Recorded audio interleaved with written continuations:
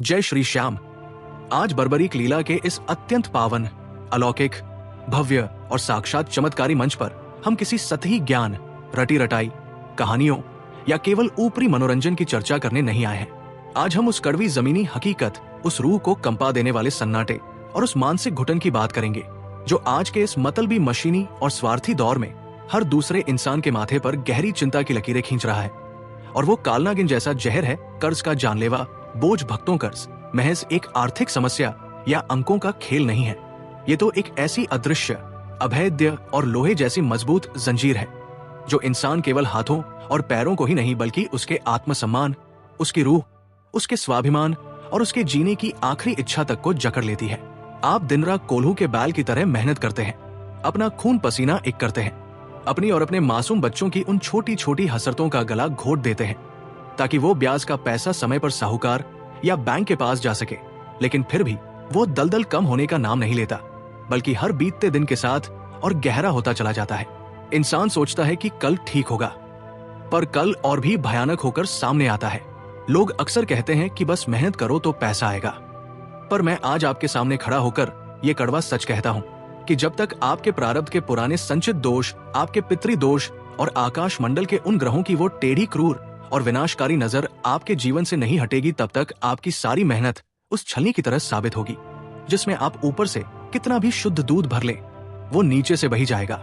और अंत में आपके हाथ केवल थकान और खाली बर्तन ही रहेगा। आज मैं आपको उस हारे के सहारे के पावन चरणों की वो गुप्त, दुर्लभ और अत्यंत प्रभावशाली विधि बताने जा रहा हूं जिसे हमारे पूर्वजों ने, हमारे सिद्ध ऋषियों ने बड़े बड़े कुल संकटों और कंगाली के उन घने बादलों को छांटने के लिए बड़ी अटूट श्रद्धा से अपनाया था। ये कोई जादू टोना, वशीकरण या अंधविश्वास नहीं है। ये तो मेरे उस करुणावान सामरे को रिझाने का एक अनूठा बाल सुलभ लाड़ है, एक ऐसा दिव्य तृप्ति भोग है जो सीधे बाबा श्याम के कोमल हृदय के तारों को जंकृत कर देता है और आपके घर की दरिद्रता की उन पुरानी जड़ों में तेजाब डालकर उन्हें जड़ से उखाड़ फेंकता है। इसे हम शास्त्रों की भाषा में कहते हैं अमृत ग्रास, एक ताजी ममता भरी वात्सल्यमय रोटी, शुद्ध गौ माता का स्वर्णिम देसी घी और मिठास भरी शक्कर का वो अद्भुत और अकल्पनीय संगम जो आपकी बंद किस्मत के उन जंग लगे भारी तालों को एक ही झटके में खोलने की प्रचंड ब्रह्मांडीय ताकत रखता है। इस अनुष्ठान के पीछे छिपे हुए उन गहरे आध्यात्मिक, मनोवैज्ञानिक और विशेष रूप से प्राचीन ज्योतिषीय विज्ञान को समझना आपके लिए बहुत जरूरी है, क्योंकि जब तक आप अपनी हर सूक्ष्म क्रिया के पीछे का ठोस और तार्किक कारण नहीं जानेंगे, तब तक आपकी श्रद्धा में वो वज्र जैसी मजबूती नहीं आएगी जो साक्षात चमत्कार पैदा करती है। हमारे सनातन धर्म में रसोई को केवल खाना बनाने की जगह नहीं बल्कि साक्षात मां अन्नपूर्णा का मंदिर माना गया है और वहां बनने वाली प्रथम रोटियां सीधे तौर पर मंगल ग्रह और पृथ्वी तत्व का साक्षात प्रतिनिधित्व करती है। ज्योतिष शास्त्र की अत्यंत गोपनीय संगीताओं में मंगल को दोहर तक की साध, दोहर समान साध, दोहर साध, दोहर साध, दोहर की उपाधि दी गई है। यानी वो अंगारक देवता जो कर्ज के कठिन बोझ को अपनी अग्नि से काटता है। जब आप अपने पवित्र हाथों से एक ताजी, शुद्ध, सात्विक और बिना कहीं से जली हुई बिल्कुल गोल पूर्णमासी के चांद जैसी रोटी तैयार करते हैं, तो आप दरअसल अपने जीवन के उस बिगड़े हुए क्रोधित मंगल को सकारात्मक ऊर्जा, शांति और स्थिरता दे रहे होते हैं। इस सादा रोटी के ऊपर जब आप अपनी पूरी श्रद्धा के साथ शुद्ध देसी गाय का घी अर्पित करते हैं, तो आप ब्रह्मांड की दो सबसे शांत, शीतल और वैभवशाली शक्तियों शुक्र और चंद्रमा को सक्रिय कर देते हैं। घी साक्षात ऐश्वर्य संपन्नता, महालक्ष्मी के स्थायी वास और मन की असीम शांति का कारक माना गया है। शास्त्रों में स्पष्ट रूप से उद्घोष किया गया है कि घी के बिना ना तो कोई महायज्ञ सफल होता है और ना ही चंचला लक्ष्मी किसी स्थान पर स्थिर होकर बैठती है। और अंत में जब उस सुनहरी रोटी पर सफेद शक्कर, देसी खांड या गुड़ का बुरा डाला जाता है, तो ये साक्षात देव गुरु बृहस्पति का दिव्य आशीर्वाद और सूर्य की ऊर्जा बन जाता है। गुरु का अर्थ है विस्तार। गुरु का अर्थ है वो दिव्य मार्गदर्शन जो आपके धन को सही दिशा देता है और उसे व्यर्थ के खर्चों, कोर्ट कचहरी की बीमारियों और गुप्त मुकदमों से बचाकर स्थायी समृद्धि की ओर ले जाता है। जब ये तीनों दिव्य चीजें, रोटी, घी और शक्कर, एक साथ एक भाव के साँचे में मिलती है, तो ये एक ऐसी ब्रह्मांडीय ऊर्जा, कॉस्मिक एनर्जी का निर्माण करती है जो आपके घर के वास्तु दोषों और पितृ दोषों को भी शांत कर देती है। इसे बाबा श्याम के चरणों में रखना दरअसल एक मूक संदेश देना है कि प्रभु, मेरे जीवन का जो मंगल कर्ज की वजह से अंगार बना हुआ था, उसे मैंने घी की शीतलता और शक्कर की मिठास से संवार दिया है। अब आप इसे अपने कर कमलों से स्वीकार करें और मेरे घर के अन्न और धन के भंडार हमेशा के लिए भर दे। याद रखिए, अगर विदुरानी के बथुए के साग और सुदामा के उन मुट्ठी भर कच्चे फटे हुए चावलों ने 7 पीढ़ियों की कंगाली को एक पल में मिटा दिया था, तो आपकी ये प्रेम, समर्पण और आंसुओं से चुपड़ी हुई रोटी आपके उन चंद करोड़ों के कर्जों को क्यों नहीं उतार सकती? बाबा की दिव्य नजर आपके बैंक बैलेंस पर नहीं, आपकी उस रोटी में छिपे हुए तड़पते हुए सच्चे और बेदाग भाव पर है। अब इस पावन अनुष्ठान को करने की जो अत्यंत गुप्त, मर्यादापूर्ण और कठोर नियम प्रणाली है, उसे बहुत ही ध्यान से सुनिए, क्योंकि नियम ही भक्ति को वो अदृश्य शक्ति प्रदान करते हैं जो असंभव को भी संभव बना देती है। आपको ये दिव्य कार्य किसी भी पावन शुक्रवार शुक्ल पक्ष की एकादशी या बाबा के प्रिय शनिवार की तिथि से ही प्रारंभ करना है और बिना किसी भी प्रकार के व्यवधान के, बिना किसी नागे या बहाने के लगातार 11 दिनों तक पूरी एकाग्रता और निष्ठा के साथ इसे जारी रखना है। सुबह जब आपके घर की रसोई में प्रथम मंगल कार्य शुरू हो, यानी जब पहली बार पवित्र चूल्हा प्रज्वलित हो, तो सबसे पहली रोटी हमेशा सनातन परंपरा के अनुसार गौ माता के लिए निकालें,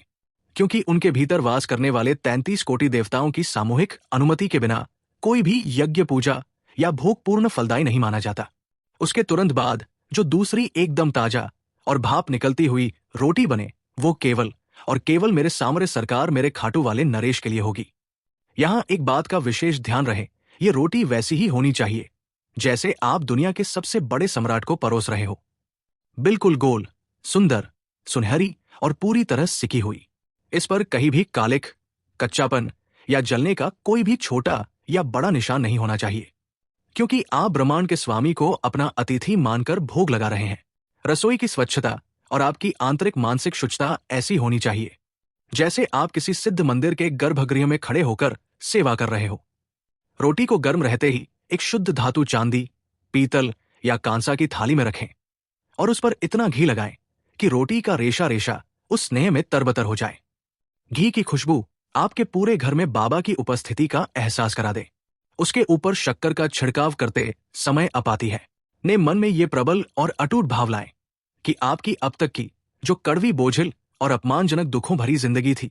वो अब बाबा की असीम कृपा से मीठी और शहद जैसी सुखद होने जा रही है। इस थाली को लेकर जब आप अपने घर के मंदिर में बाबा श्याम की उस मंद मंद मुस्कुराती हुई दिव्य छवि के सामने बैठेंगे, तो उस समय आपकी आंखों में वो आर पुकार, वो विरह और दिल में पूर्ण समर्पण होना चाहिए। वहां एक शुद्ध घी का दीपक जलाएं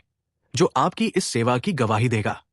और बाबा से दीन भाव में हाथ जोड़कर कहें, हे शीश के दानी है, नीले के अश्ववार है, हारे हुए भक्तों के एकमात्र अंतिम सहारे, आज से मैंने अपना सारा आर्थिक बोझ, अपनी सारी रातों की काली चिंताएं और अपनी इज्जत आपके इन अभय चरणों में रख दी है। ये केवल एक रोटी नहीं है प्रभु, ये मेरी लाज है, ये मेरा परिवार है जो अब आपके हाथ में है। अब आप ही मेरे घर के मुख्य प्रधान हो और आप ही मेरे इस कर्ज के महान हर्ता हो। इसके बाद कम से कम 11 मिनट तक समय देखकर ओम श्री श्याम देवाय नमः का बिल्कुल शांत और एकाग्र मन से जाप करें। जाप के दौरान केवल बाबा की आंखों में देखें और फिर उस महाप्रसाद को एक दिव्य औषधि की तरह अपने पूरे परिवार में वितरित करें। इस 11 दिन के संकल्प के दौरान आपको अपने भीतर, अपने विचारों की दिशा में और अपने पूरे घर के वातावरण में कुछ ऐसे चमत्कारी बदलाव महसूस होने लगेंगे जो आपको अचंभित और गदगद कर देंगे। भक्ति का असली मार्ग केवल स्वार्थवश कुछ भौतिक चीज मांगना नहीं है, बल्कि बाबा को अपने जीवन का वास्तविक पार्टनर, सलाहकार और सारथी बनाना है। जब आप रोज नियम से बाबा को प्रेम से ये तृप्ति भोग खिलाएंगे, तो धीरे धीरे आपके अटके हुए व्यापार की अड़चनें अपने आप किसी बर्फ की तरह पिघलने लगेंगी। बैंक के वो फाइलें जो महीनों से ठप पड़ी थी, अचानक मंजूर होने लगेंगी और आपके सामने धन आगमन का ऐसे नए सात्विक और साफ सुथरे रास्ते खुलेंगे जिनके बारे में आपने अपनी सबसे बड़ी कल्पनाओं में भी नहीं सोचा होगा। बाबा श्याम कभी अपने सच्चे शरणागत भक्त को कर्ज के अपमान में नहीं रहने देते,